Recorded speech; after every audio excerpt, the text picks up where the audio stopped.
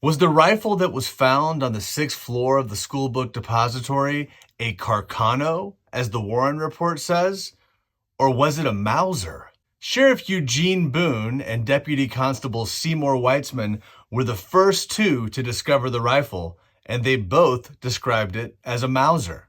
Sheriff Roger Craig was there on the 6th floor with Boone and Weitzman. Here's what he says he saw.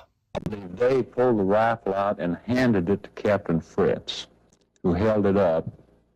It had a strap on it. He held it up by the strap and asked if anyone knew what kind of rifle it was. By this time, Deputy Constable Seymour Weitzman had joined us.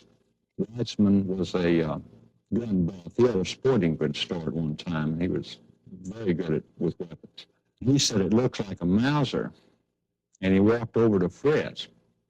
And Captain Fritz was holding the rifle up in the air, and I was standing next to Weitzman.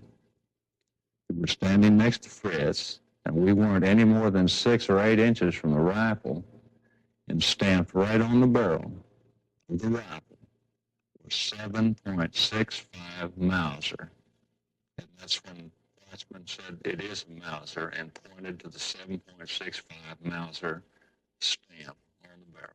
Now, the counterpoint to this testimony about there being a Mauser is that the gun we have in evidence is a Mannlicher Carcano, and there's a photo of Lieutenant Day carrying this gun out of the building by the strap that day. What's hard for me to understand is if it wasn't a Mauser, why did both Sheriff Boone and Deputy Constable Weitzman sign an affidavit immediately after it happened saying that it was a Mauser? Weitzman knew guns really well because he ran a sporting goods store that sold them. So how could he be wrong about that?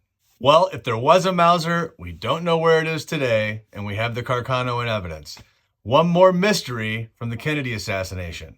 We do a deep dive on this topic in episode 7 of Solving JFK. New podcast episodes out every Tuesday.